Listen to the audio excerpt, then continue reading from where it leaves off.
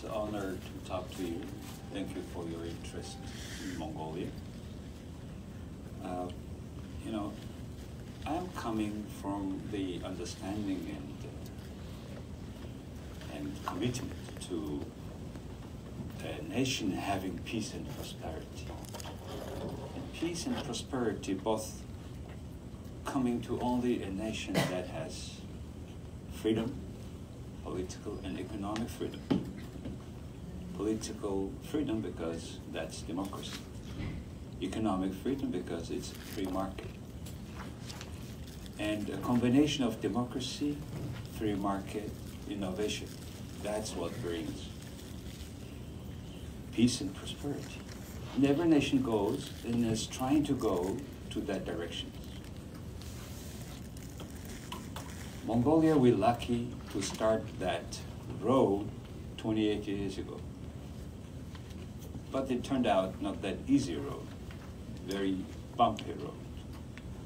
And we come today to growing understanding of how difficult it was, or it is.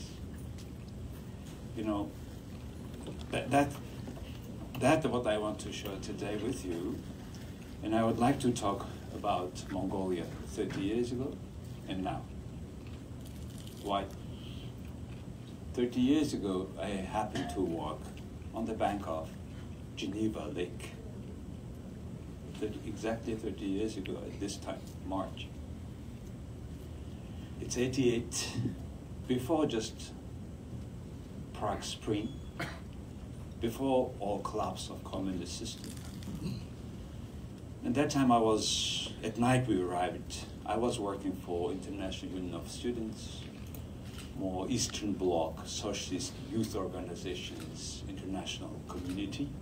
And I was sent by Mongolian youth organizations to work in Prague, Czech Republic, capital at that time.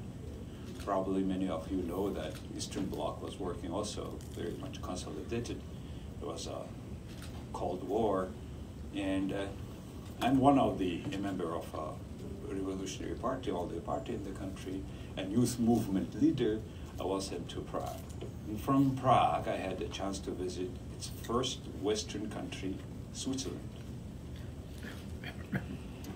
And I was walking at that night and expecting somebody will attack me in any minute. And I should see many beggars in the street, violence, criminals. Unfortunately, I couldn't find any of them. I was in shock. How come? Why nobody is attacking me, as our propaganda said? And the capitalist system is decaying. And I was so disappointed that night. Or in a way, confused. Either everything was wrong, or it is something today's special day. So that was 30 years ago. You can imagine, I mean, half of my life in socialist Mongolia, another half, physically half life, is in a capitalist Mongolia. So 30 years ago, a young man, about 30 years old, discovering that something was wrong with the system. You know, after I studied economics in Moscow State University, and working 2 years back in Mongolia and sent back to the organization I'm talking about. And we were a part of the change because this International Union of Students organizations were also participating in the changes in the former socialist countries. And in Prague, there was a square called after the name of Sukubata Square. Sukubata is our national hero in socialist countries, somehow called certain areas by the name of their own heroes. So I was sent to Polytechnical University of Czech Republic, Czechoslovakia at that time, in Prague, which happened to be on Sukubata Square. I made a speech, short speech, asking to free Václav Havel. So it was just the beginning of the Václav Square was full of people that time, Václav Square is the name. And next day in the Youth Mladezhny Novosti of Czech Republic, there was a short word. a guy from Mongolia was speaking for democracy, freedom of speech in Czechoslovakia on the square of Sukobata. So that was a short remark. But each of us representing other countries were coming to other institutions in the Czech Republic, Czechoslovakia, and we were feeling that change. Now the communist system was collapsing. And we want to know more what's happening in Mongolia, and I have contacted my friend,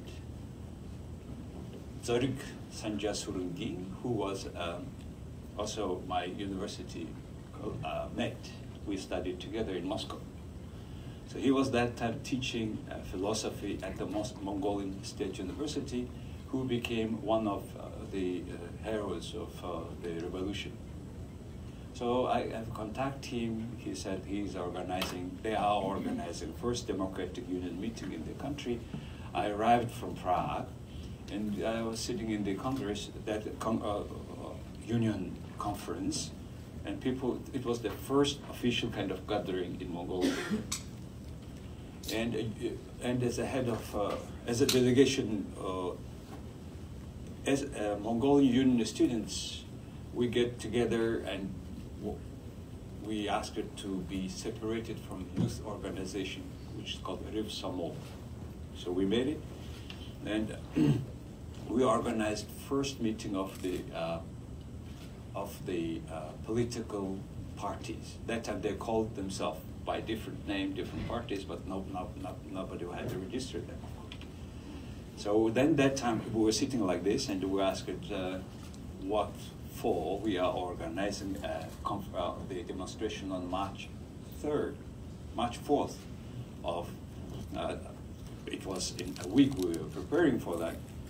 And that time we didn't know about democracy much. We only knew that we need human rights, the Declaration of Human Rights, protections, etc. So, so we started to kind of outline what Mongolia will do. And first, these political parties get together. We have organized, I remember, the March 4th demonstration, and we sitting like this, and we will write appeal to Mongolian military force not to use power or weapons against all nations. Now, who will write this? I volunteered to other guys, and it was the guy who became later on president, who is graduate from your university at Bogdorch, and who was the speaker, who became the speaker later on. So we wrote the first appeal, and the students at that night went to cold Mongolian street Ulaanbaatar and put the small appeal printed paper on every column of trolleybus lines. So it was the start of our change.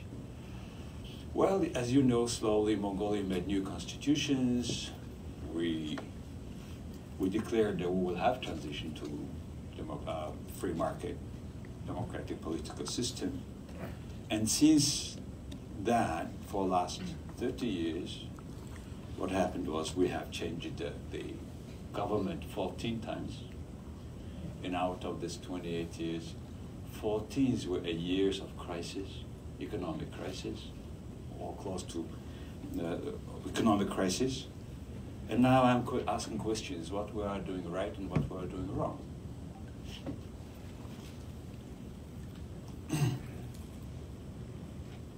So, Socialist Mongolia and Capitalist Mongolia. Socialist Mongolia, there was no private property. There was only state property. And the state was saying how much white or black or yellow shirts we will wear, whole nation, for that period. Next year, it's centrally planned economy.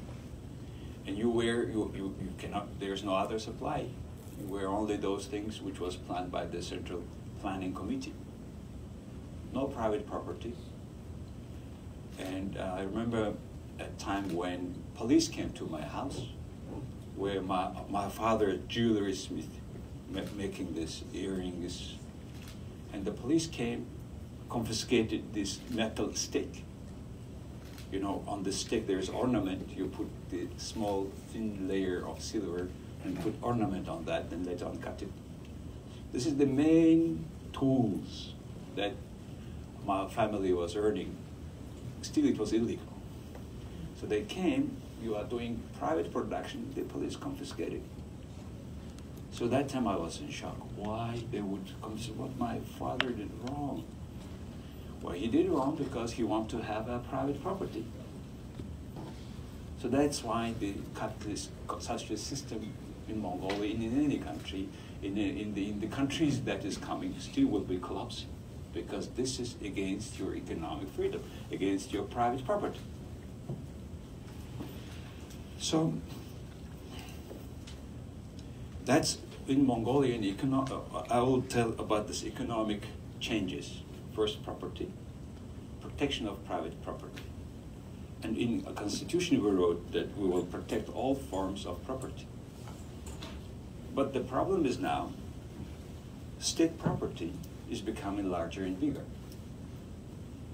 The state-owned enterprise in Mongolia is becoming slowly party-owned enterprises today, nowadays. In Mongolia, government is still controlling prices, in particular for electricity, water, and every supply of the common needs. So we don't have completely private property. We have more and more growing state property. That's the big problem, which also in Constitution it says it will protect the private property, also state property. So government, instead of doing the main function, protecting property rights, and are mostly now creating more and more state enterprises in Mongolia. Government is becoming larger in buying more goods with very poorly organized tender. That's what's happening in the economic front. On the political front, democracy, mostly outcome-oriented policies happen. We have been organizing elections. As you said, we have 7 in a row elections we organized.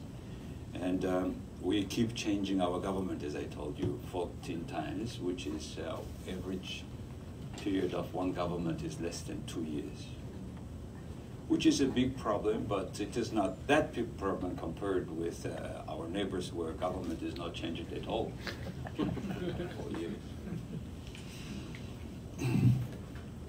So there's a positive and negative sides.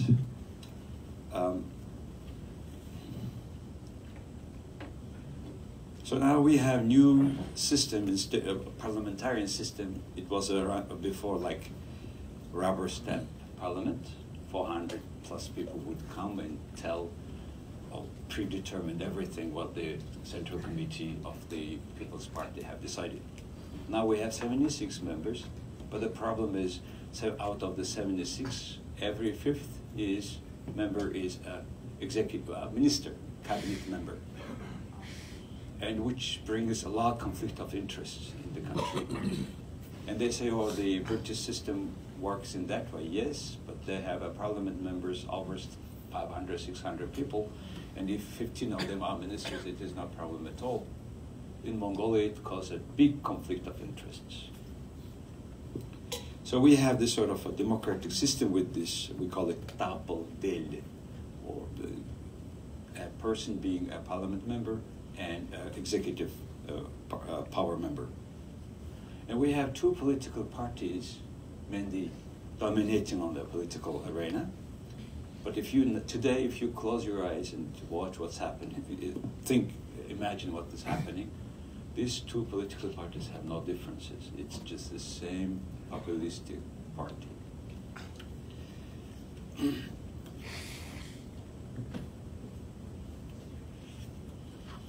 So what happened today in Mongolia? Why we are so slow in our changes? I'm not telling you about the changes happened in Mongolia in terms of what you can see. Ulaanbaatar city is a completely different city. We consume.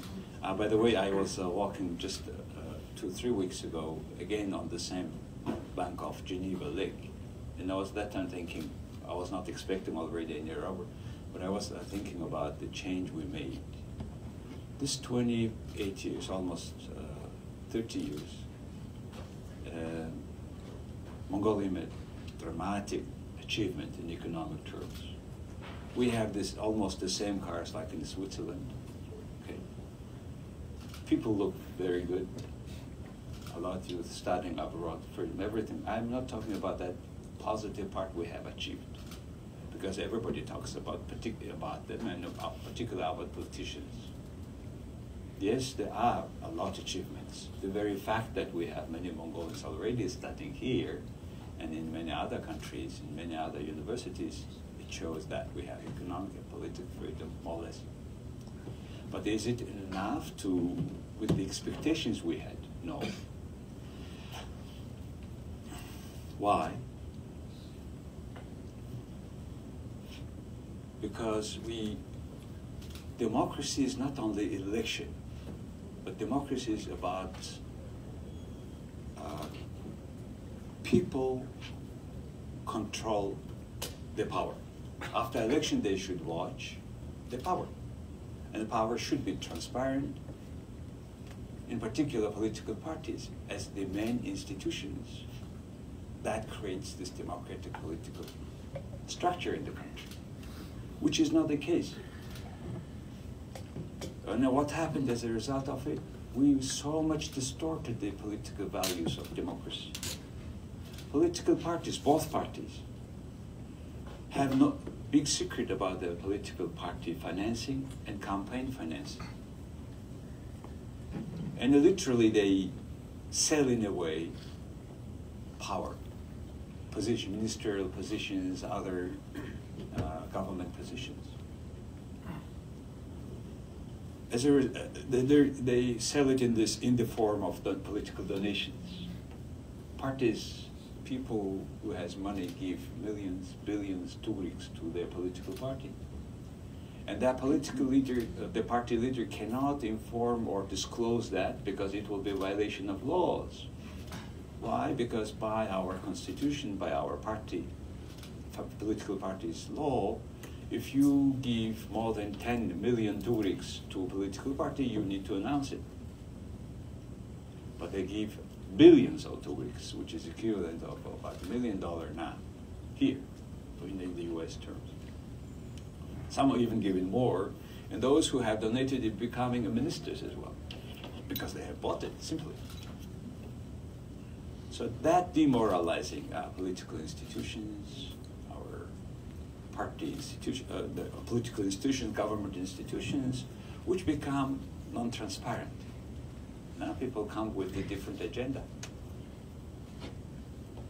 And more than that, they replace all public officers with their own people, which don't give a chance to political and economic institutions to be strong.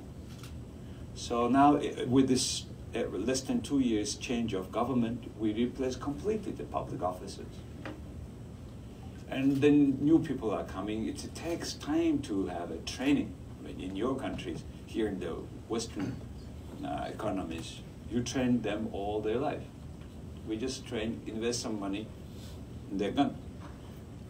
So because this corruption system, the political and economic institutions are becoming weaker, more bureaucratic, consciously and unconsciously.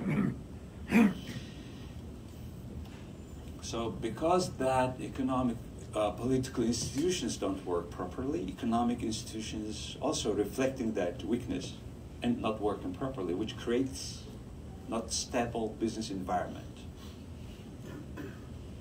And eventually this entrepreneurship is dying in the country, because you cannot compete with the business of your minister or somebody who is giving permission. It's impossible. So that's why today more people want to work for the government than for private sector, because it's becoming non-competitive. Prices are controlled, corruption system we cannot eradicate. And from time to time, I think, if there was no this vast mineral resources we have, the economy could be collapsed a long time ago. It's collapsing in a way, because if the commodity price goes down, Mongolia will come into crisis. And even at the time when Mongolia had the highest growth, 2011, we had Mozambique, Mongolia, the largest growing economy, the best currency appreciation countries in the world. 2011, we had 17.6% GDP growth. But in 2012, we had the largest bond borrowed. We borrowed $1.5 billion bond, and somehow called, I don't know why, by the name of Genghis Khan. I don't understand logics of the people, the politicians. So when the economy grows, we have the largest income into the coffin of the state. Then we have borrowed such a big money, which brought further destabilization of the economy. That time, central bank governor have issued the same amount of money against this US dollar to Greeks and put into the program called price stabilization program, discounted mortgage program. Both are impossible. Now we are today paying for this mistake. And we are economy is sinking completely. Then what happens? IMF comes. There's no other choice. IMF comes with the package of $5.5 billion for the economy of $10 billion. Now the country foreign debt is about 70%. Government debt is 70% of our GDP. And who's going to have a responsibility for that? In particular, when they pay back, at the time of paying back the debt. Even when they have raised $1.5 billion US, they didn't know what to spend for. They kept it for whole 1 year in the bank account, not using it, and paying $1 million a month for that interest rate. Who is taking responsibility for it? Until now, nobody. And now the current government, now it's already a second government of one political party, they were representing themselves as like a hero when they're borrowing $5.5 billion through IMF. They are just paying all debt with new debt, with the longer term, with a higher interest rate. And they're presenting themselves as a hero. So that's the situation of the economy. And I don't know when we will and how we will go out from the debt. Politicians say that, oh, don't worry, we have so much minerals that at a certain point, commodity price coming to a certain level, then we pay off, which is not true. And all this thing, I just described you our political system and economic system. All this together give the people wrong impression about such a value like democracy. Now they are confused. But will this work? Will this democratic system work? Why would not have a strong leader? That's the tendency, growing tendency. You know what? They got a strong leader. Literally, our president is a world champion of judo.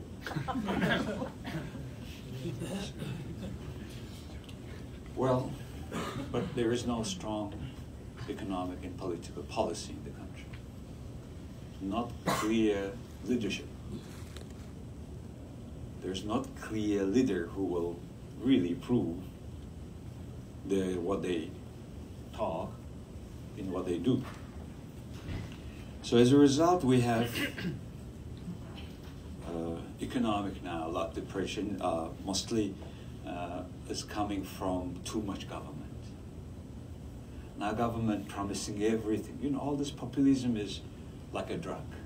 It's good at the beginning, but it will not give you last solutions. At the end, it leaves you even worse when you have started. That's what is populism in Mongolia. So now question is, what shall we do? So I come to the conclusion that democracy is about people, not about the government. People should know their rights. People should be more involved. Long process. You know, anyway, your country also knows that. In Boston, 257 years ago, there was a lawyer who was giving a speech in this state-owned house against, it's called Brits Association of Assistants, British Writs of Assistance. That was the resolution of the British that time government to search private property without warrant. So 257 years ago, the people were giving that speech here, protecting private property. 30 years ago, that was happening with my father, for example. So it's a long process, yes, clear. You are still working on that. We are working on 30 years. So everything what I told you today is from that perspective, historic perspective, you can understand. But now question is, can we do it a little bit faster? And what shall we do for that? And I decided to be a part of that, making faster or a little bit better. So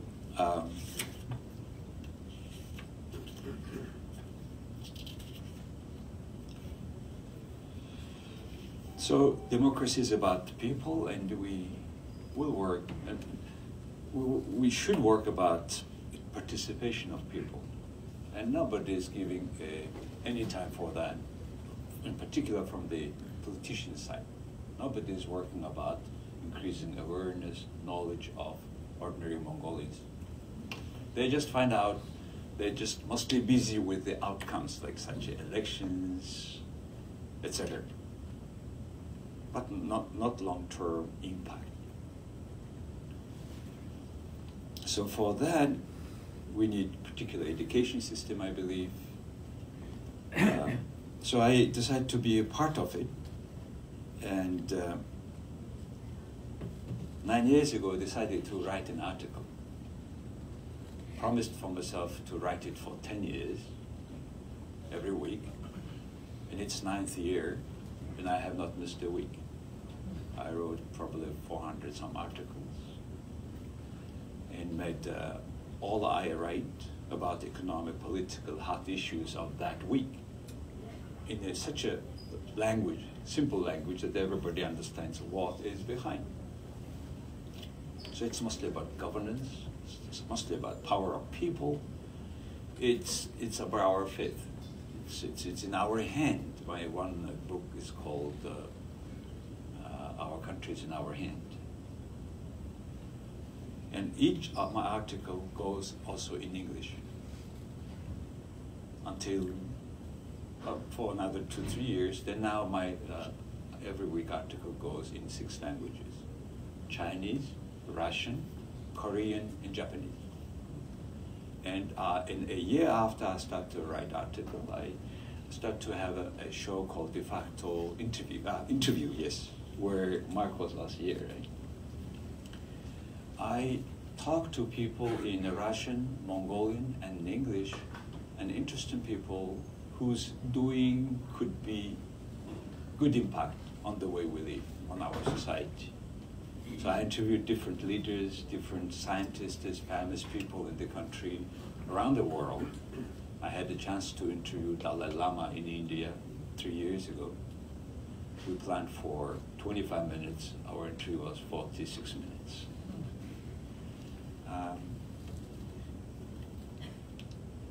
So this interview, then I made, my interview was on, my article was on the radio for last 7 years now. So that people more, by all these channels, understand exactly what is that issue about. And social media is of such a good help. And I think in a country like Mongolia, we are on the territory of size of Texas, 3 million people. You can imagine how we should work smartly to outreach each household. Then, for the last 2 years, I started to make weekly review on the most full issues of weekly events in the country. I tried to give why all this is happening, the reason, what is the cause of the problems, describing in a way from that perspective I was just now talking to you. And and from last year we have a de facto debate. Debate is a very important thing in democratic, in particular, development society. If people don't debate with knowledge, they fight with arguments. And, you know, with less information, brainwashed by politicians, people would come into fighting.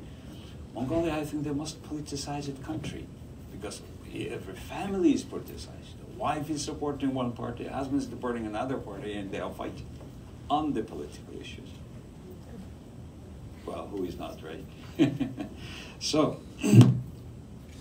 I believe that with this all information, I'm trying to be a part of understanding by people all these economic and political issues and issues we are facing which impact on our daily life. And it impacts seriously. Because this foreign debt, our national currency is so much devalued. At a certain time, 30% devalued per half a year. And you can imagine the feeling of the people. Our poverty level was 20% 3 years ago. Now it's 30%. Because this devaluation of our money. And because this, for example, the populistic policy of discounted mortgage interest rate, a house,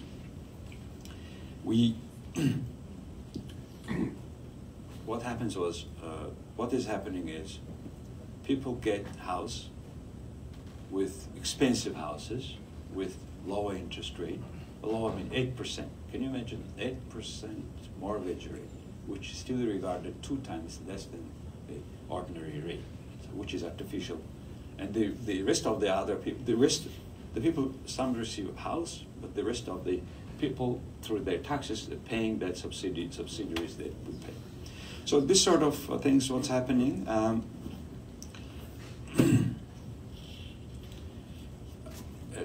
So I said the democracy's process with people more involvement, but then an important role, that is my last point, should play in this democratic society by media, which is not, unfortunately, the very much case in the country, though it's a very free country. In 2016, the Press Institute Mongolia reported that there are 485 media outlets, 100 newspapers, 70 radio stations, 130 TV stations, almost 100 internet news portals. It's for a country of 3 million. So now I ask the question, where they are getting funded? So small market, and there are so many of outlets. Because 75% of these outlets are politically affiliated. A lot of politicians have own media, unfortunately, including our president. So that's the most important part of our democracy today, media. The media should be independent and free. And very little done towards the directions, because the people who may have change or policy, they have their own media. So the Washington Post slogan, democracy dies in darkness. That's what it's about my country. But however, after saying all this, still I am very optimistic, because 70% of the country is under 35 years old. And 35 years old people don't know anything about social system where what happened to my family, for example. So these people know freedom. These people respect human rights. And if these people empowered, and they will not tolerate any corrupt system, political system, There will be for normal democratic political structure in the country. That's why I believe strongly in the future of my country, and will be happy to answer any questions you may raise. Thank you very much.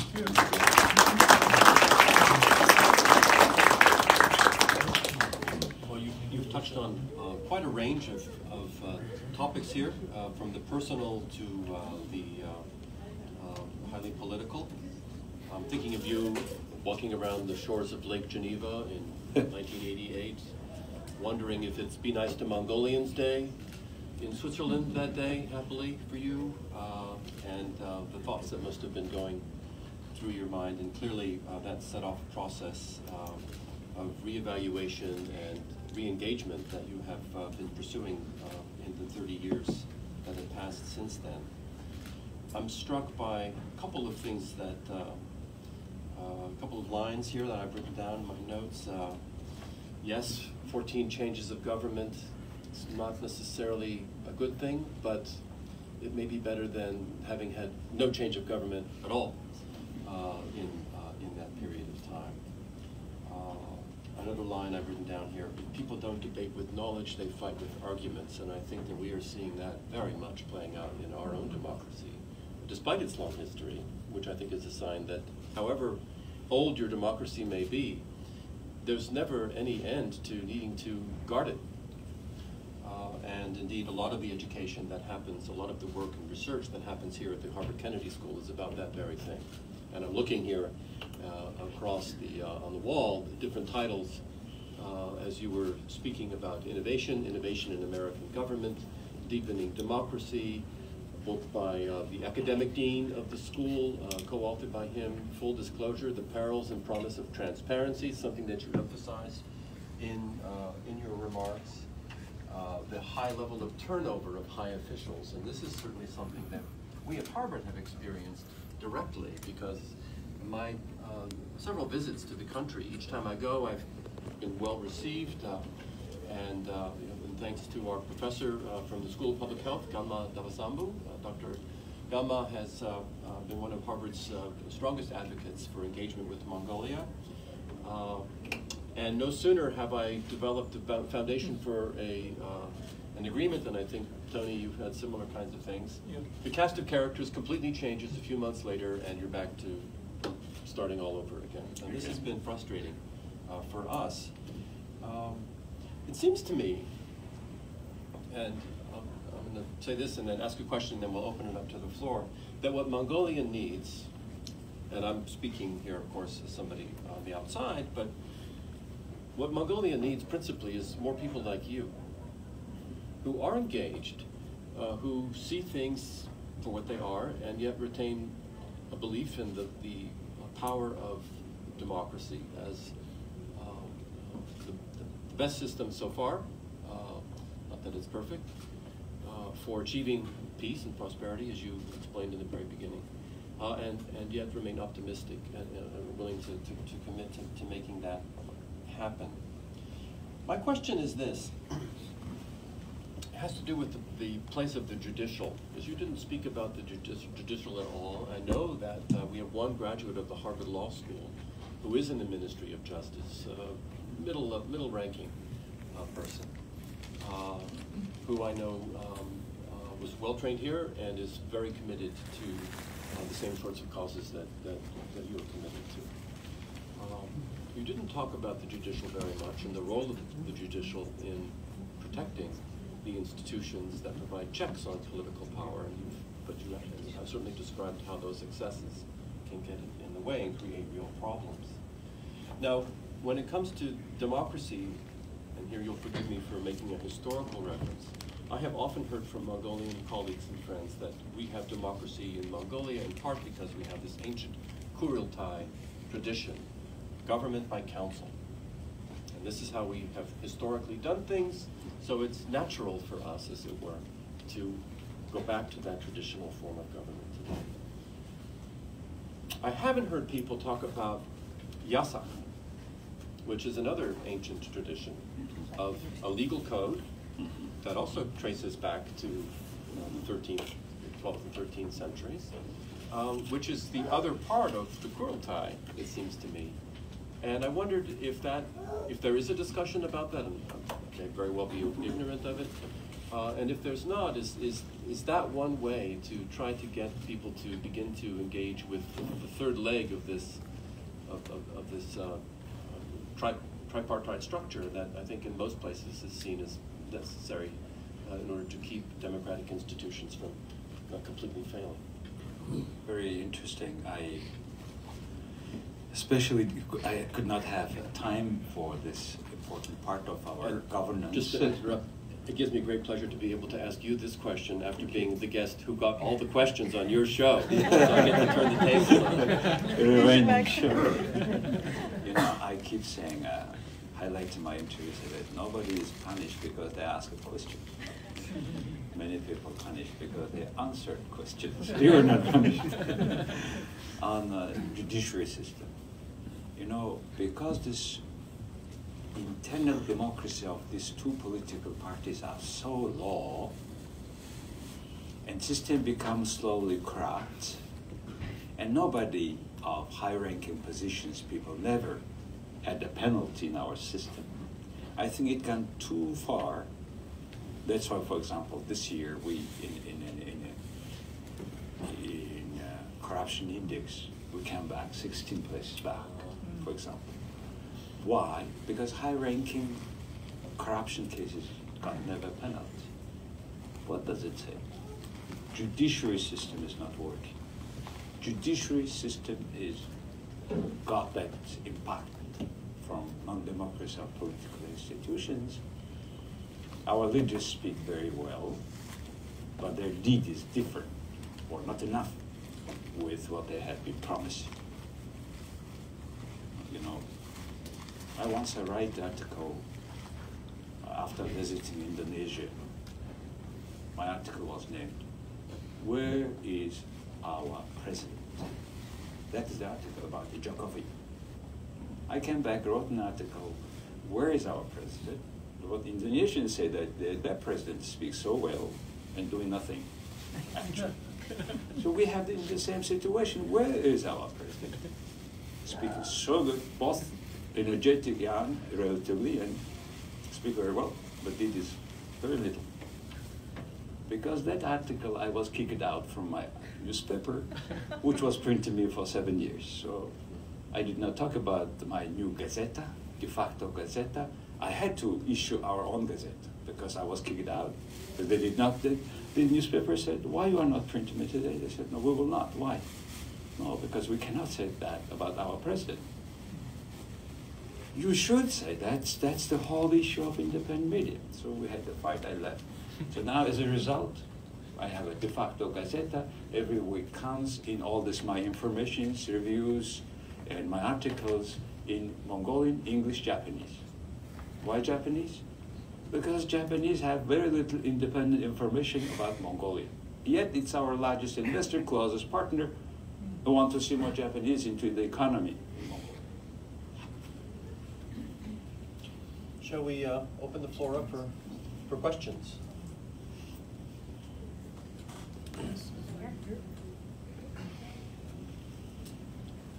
So you spoke a little bit about... Could you identify who you are? Yeah. Oh, absolutely. I'm Gina Choi. I'm from HBS. So my question will veer more into the business side of things. Apologize to everyone else. So we spoke a little bit about the erosion of political and economic institutions in the country. My question is it helpful or harmful for organizations or businesses to almost sidestep the government altogether? For example, if Hasbank is looking for concessional financing from the Green Climate Fund or EBRD, is that undermining the state, or do you view that as a positive in terms of being able to counterbalance the power that the government currently holds? Well, Very interesting. That's the dilemma we face. For business, we want to see stable government, at least 4 years, not political party wins election. At least we expect last year, 2 years, we were expecting that they will go with the same government for 4 years, but they didn't change it. And it's very bad, and I think it's very logical until the internal democracy of that political party is really grown up. Without that, they need to change because it is conflict of interest among themselves. And I think political parties are changing. Okay, why it doesn't work? Political parties political parties have changed the government because they have a different fractions inside, not based on the difference of values. I believe this is difference on the contribution, financial contribution that group made into the political party. In cases of, for example, why the lowest contributing political power should have a government instead of the largest contributing. So this is the reason why they keep changing. And unfortunately, which is not good for businesses. And plus, new government comes with the new decisions, completely, sometimes completely different. So is that a yes or a no?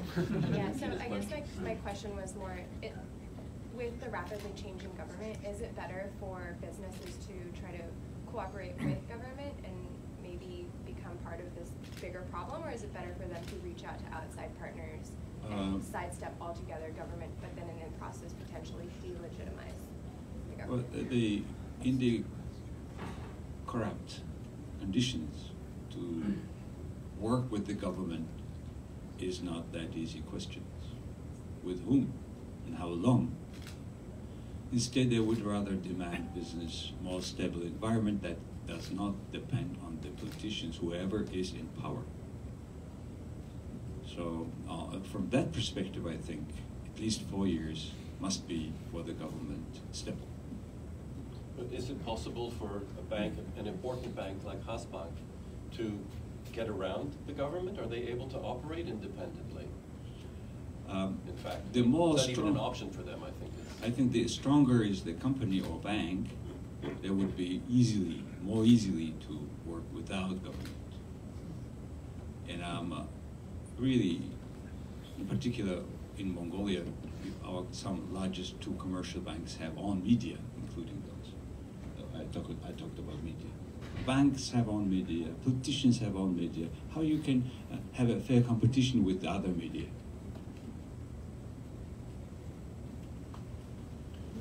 Other questions? Yes. Hello, I'm Doogie from HKS. I'm doing an international development program here. I have a question about how you see Mongolia in future. And my question has 2 parts. First is, what do you think is the biggest risk or biggest challenge Mongolia is facing in near future, in the medium term? And the second part is, how do you think the 2-party system, like, how do you think the parties, the Democratic Party and the People's Party, evolve, and what their future is like? Are they going to be in place in 10 years? Or are there going to be new forces emerging? Because if you look at the surveys in Mongolia, their ranking is tanking. Both of them makes up like 30% now. The 70% is independent. So how do you see that? Thank you. Well, challenges in near terms, say from 5 or so years from now, is connected with these 2 political parties. And I don't think today these two political parties have strong leadership, integrity, and as of yesterday, even the Democratic Party have changed completely the composition of the leading group.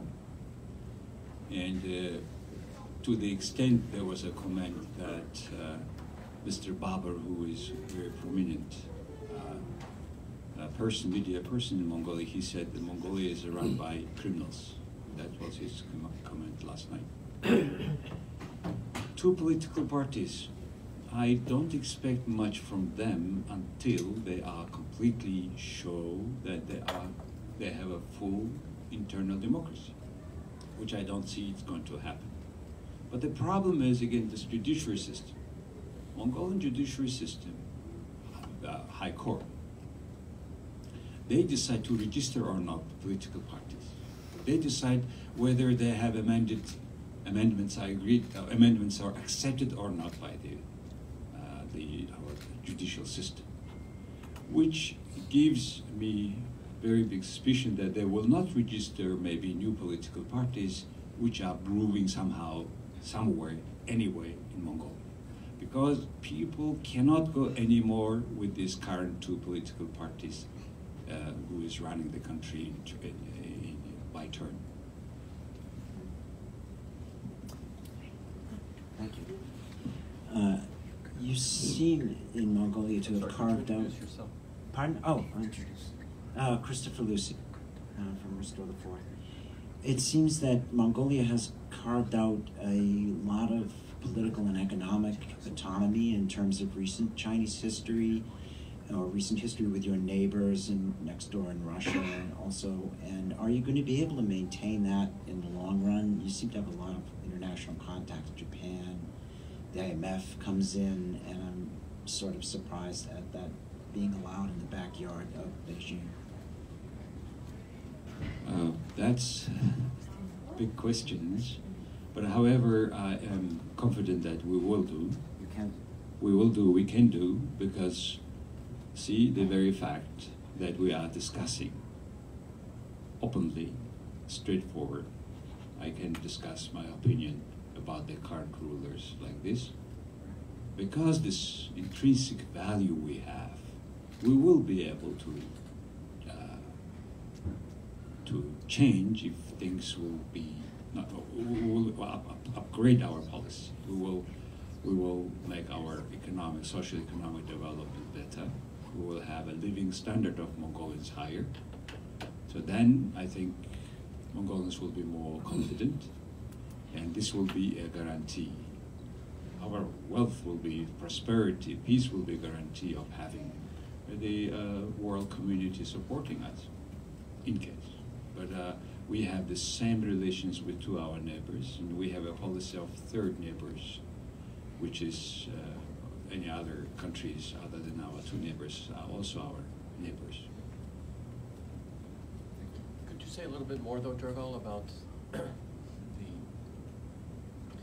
the need to balance the China policies toward China with policies toward Russia? I mean, that is not an easy balance to maintain, and particularly when you want to also have the third neighbor thing going on at the same time. We see it play out in such mundane details as how wide railroad tracks need to be from certain mines and that kind of thing. So, yeah, could you offer a little bit more detail? Yes, about we that have as been. you see it?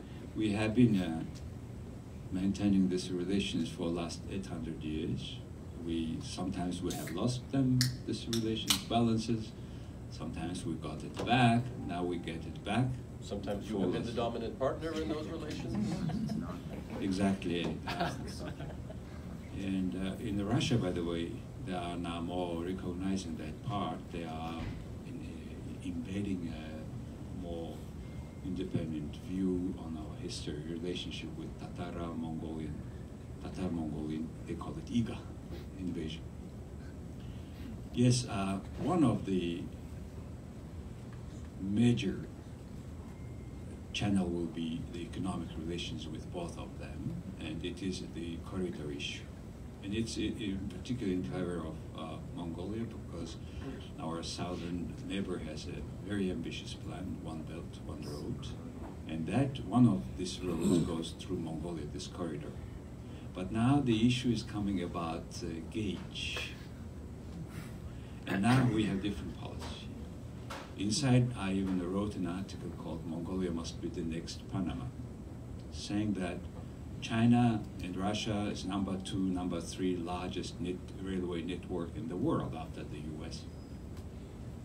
And these 2 largest network of railway has one problem. They have a difference of 85 millimeter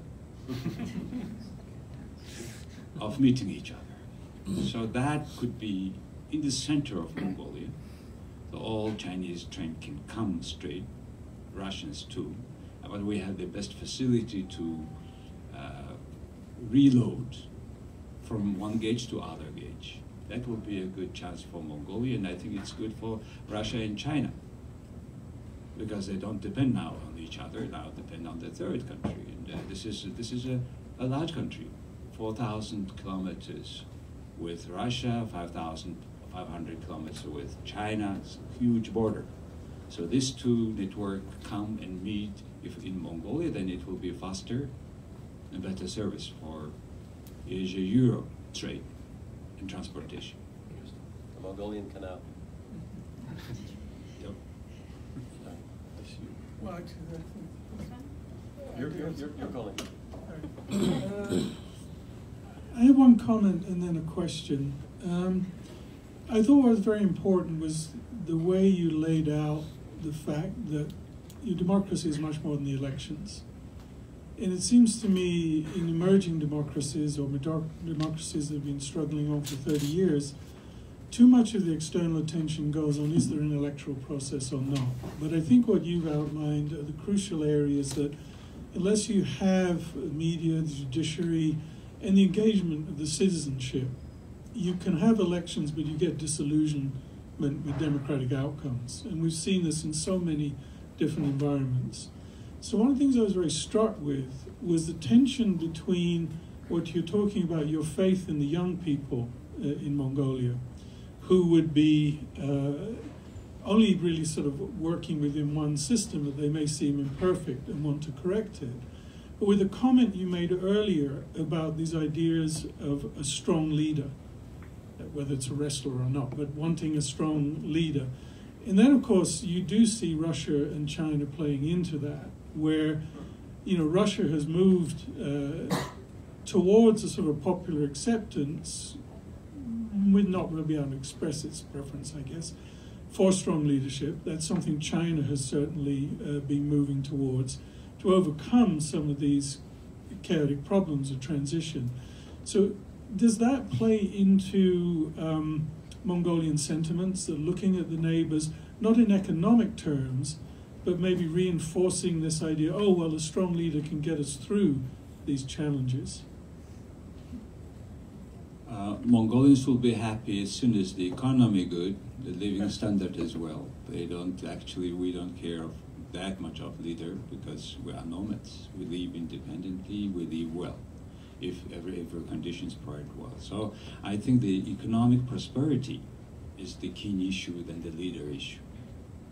And we are fine, we are happy with having the freedom of political freedom that we can express what we think, what we share, even different opinions. That's, I think, more important value that just nowadays I was thinking, if, like 30 years ago, if I will take a passport of this young man and he will tell them you cannot go, you will not have a foreign passport and you cannot go leave the country, they will die. They will not understand that. This freedom of economic and political freedom, which on and off sometimes happening, but generally what we have will make Mongolia stronger in comparison with any other countries, whatever situation, but the Mongolians will have this intrinsic freedom to have a political and economic structure, a free choice. What I suggest is we're getting tight with time. We have 1, 2, 3. Why don't we just take those comments, questions, and then we'll let Drago answer those and wrap up. So please. I'm Doreen Steidel. I'm an Advanced Leadership Initiative Fellow here at Harvard. I'm wondering if you could speak about the middle class. Is it growing? Is it aspirational? Do these students who come back from abroad and are so talented fit into the middle class, and does that contribute to social change? In other words, is the society changing in a very positive way that leads you to have that optimism that you have?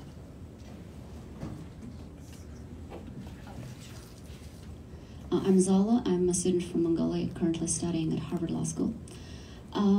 So I think we do have, all the forms of democracy in Mongolia, but probably the substances, is questionable at the moment, as Mr. General Sehan just mentioned. So I was wondering, we don't have we do have some challenges in terms of checks and balances of the government institutions, and which is the fundamental principle in a democratic country. So I'm wondering, what is your view, Mr. Jung, on the current state of rule of law in Mongolia in general, in a very general form? Because we see that the parliament is, seems to be very dominant, and now is acting as if it's a judiciary, and sometimes it's just contributing into the executive branch so much that they cannot work independently or work reasonably, I think so. Thank you. I'm Sanasir, Kennedy School MPA student. My question is about political party system, because in Mongolia we have the main player is in the political party. It's last year I started reform movement in Democratic Party. Still it's ongoing process, but how can you see the change in the political party system? Because between the political parties, its members, it's all the corruption comes up, and all the policy in Mongolian government comes from the political party. So can you focus more on those issues? Thank you. Middle class, judiciary, and political party. Yes, You have 1 minute. We can give a little bit of flexibility. All right. Judicial and parties, we covered somewhat. Middle class, eventually we have a growing middle class, though statistically it may be not that important, but out of 3 million people, we have 150,000 people working abroad and or studying.